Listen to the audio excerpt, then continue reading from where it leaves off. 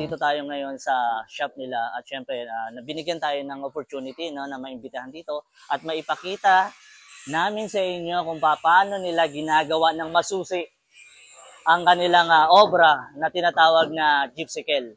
So sa tabi ko, ito yung malapit na rin matapos. Yan kung mapapansin nyo. Talagang pulidong-pulido mga kapuro. Kaya kung sino man ang gusto magpagawa ng gypsicle dyan or tricycle na jeep, dito lang yan sa 5E Welding Shop or kontakin nyo ang Mr. M's TV Official. Ayan. Dito lang yan sa Baclaran, Cabuyao, Laguna mga kapuro. Maraming salamat sa opportunity na binigay sa atin ng napakabait at napaka-humble na owner na si Mr. M's TV Official. Maraming salamat po. Halina at samahan nyo kami para pasyalan natin at ipakita namin sa inyo kung paano nila ginagawa yung unit na to.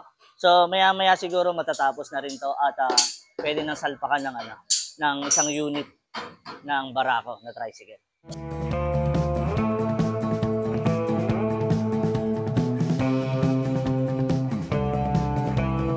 So ayan mga kapuro, nandito tayo ngayon sa Barangay Baclaran, Cabuyao, Laguna. At syempre katabi ko ang nag-iisa at napaka-humble na owner ng 5E Welding Shop.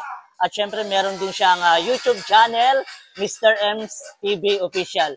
Mga kapuro, supportahan niyo siya, napaka-humble ng owner na to. So,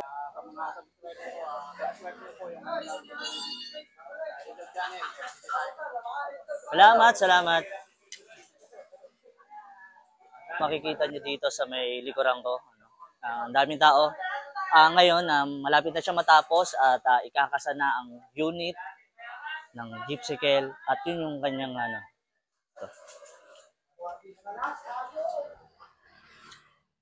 ang bagong-bagong barako. No? Barako to. So, barako to mga kapuro. Ikakasa na to dun sa kanyang unit. So, maya-maya makikita niyo.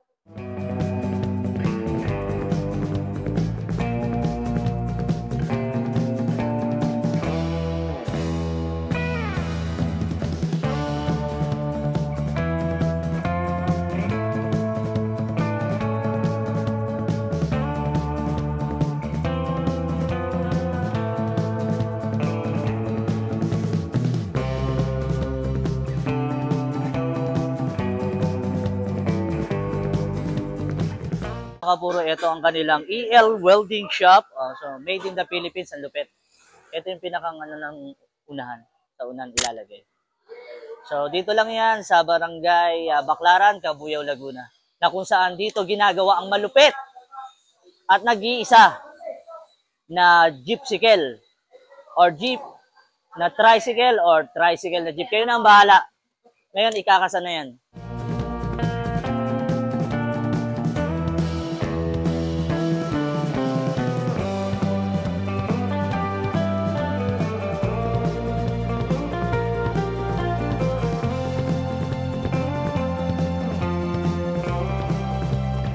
So ayan, maraming salamat po pala. Una ay pinapasalamatan natin si Idol Kapuro TV sa pagbisita dito sa atin sa shop.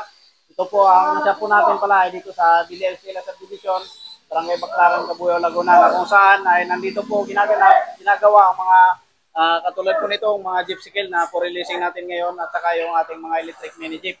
Yan, siyempre sana ay sa mga subscriber ko sa Mr. M's TV Official, sana i-subscribe din natin si Idol Kapuro para mas marami pa po tayong malalaman ng mga lalaman na dapat po ninyong malaman mga idol. Ayan, maraming salamat po mga idol at God bless you po tayo lahat.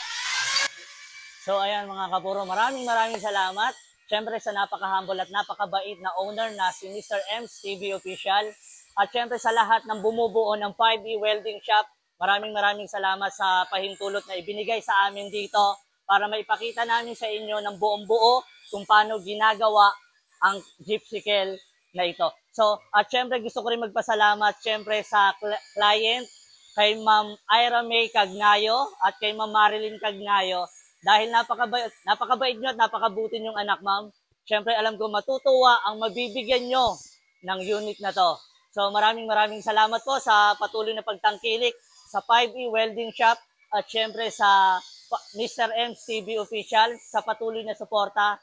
Maraming salamat po. Kaya mga kapuro, magtulungan tayo at please support Mr. M's TV Official, ang kanyang YouTube channel. Suportahan niyo po.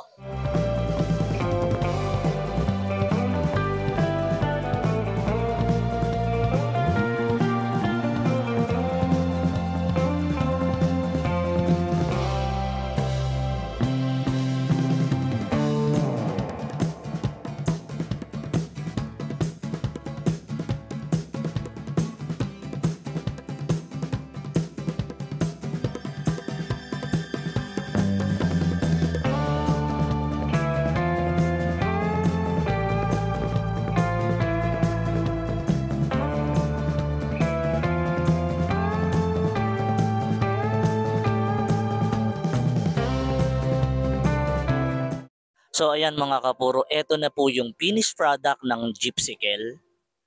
Okay. Mula yan sa Team 5E, ELM Welding Shop. Made in the Philippines, dito lang yan sa Bayan ng Kabuyaw sa Barangay Baclaran. So ayan, maraming salamat sa client natin na si Ma'am Ira May Cagnayo at kay Ma'am Marilyn Cagnayo. Dahil ma'am, I'm sure matutuwa yung bibigyan nyo ng gift na to dahil sulit at napakaganda ng obra ng Gypsycle na inyong pinagawa dito sa Team 5E. So maraming salamat nga pala sa Two Ignorante at sa Kumag and Friends, no? Sa kanilang dalawa, please support ang kanilang FB page at saka YouTube channel.